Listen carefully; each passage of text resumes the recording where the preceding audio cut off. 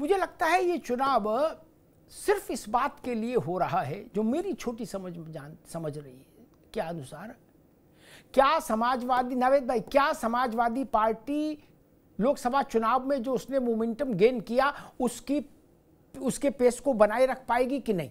एक तो इसका फैसला हो जाएगा।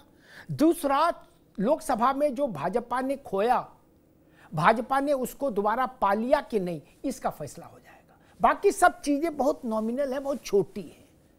कौन कहां से लड़ेगा, कौन नहीं लड़ेगा, वो छोटी चीजें हैं। उम्मीदवार का असर होगा, लेकिन मूल रूप से दो ही निष्कर्ष निकलेंगे, कम से कम हमारे जैसे लोगों के लिए दो ही निष्कर्ष होंगे कि अखिलेश यादव का टेम्पो बना है अभी तक या नहीं। और एक बात जान लीजिए, अगर नहीं बना है तो 2024 के लोकसभा चुनाव को वन टाइम जादू कहा जाएगा,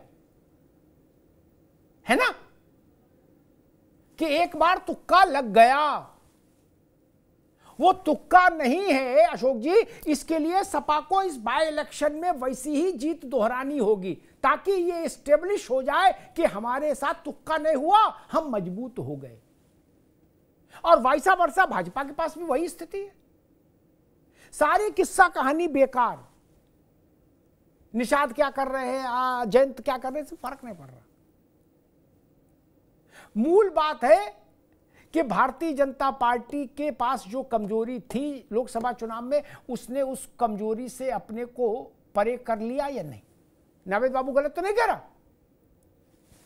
और 27 की लड़ाई का पाठ्यक्रम, सिलेबस यहीं से तय होगा। दो चेहरे, दो गठबंधन, योगी आदित्यनाथ, अखिलेश यादव, बाकी सब सह कलाकार हैं, चाहे कांग्रेस हो, चाहे बहनजी हो, चाहे आजाद हो, चाहे कोई हो, निषाद हो, राजभर हो, जयंत हो, कोई हो। दो ही चेहरों के बीच में लड़ाई है ये कुल मिला के, जो मुझे समझ में आ रहा। इसलिए मैंने कहा था शुरुआत में कि ये सामान्य बाई इलेक्शन नहीं है। 27 के लिए किसका टेम्पो हाई रहेगा और किसका मनोबल लो रहेगा, यही तय होना है यहां। इसलिए ये चीज बड़ी है। ये 27 का प्रीलिम है, मेन 27 है, लेकिन टेम्पो यहां से तय हो जाएगा। पहले ही नारा लगता था फला का टेम्पो हाई है, तो किसका टेम्पो हाई है ये उत्तर प्रदेश की जनता तय कर देगी। इसमें ठेठ पश्चिम भी है, पूरब भी है, मध्य भी है, दक्षिण भी है। उत्तर प्रदेश की चारों दिशाओं से वोट होगा, सीटें हैं, इसलिए ये चीज बड़ी है।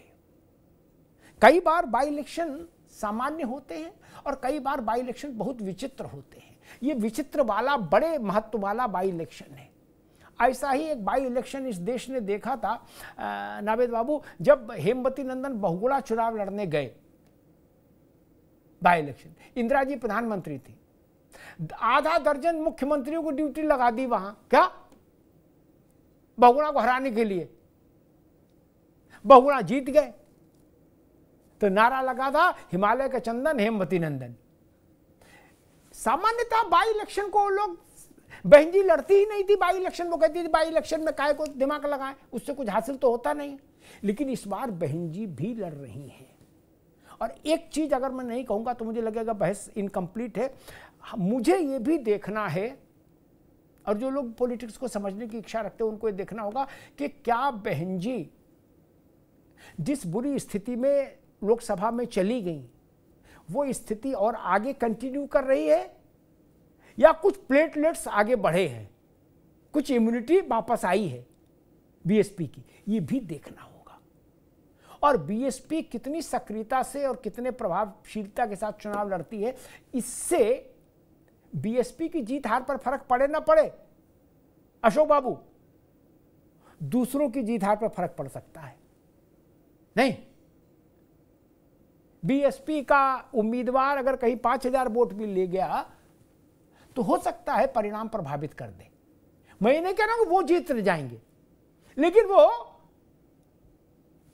जीत हार में कुछ अपनी भूमिका अदा कर सकते हैं। इसलिए एक एंगल वो भी है जिसको निगाह में रखना चाहिए। लेकिन फिर भी लड़ाई दो पोलों के बीच है, भाजपा और सपा, और दो चेहरों के बीच में है, योगी आदित्यनाथ वर्सेज अखिलेश यादव। धन्यवाद।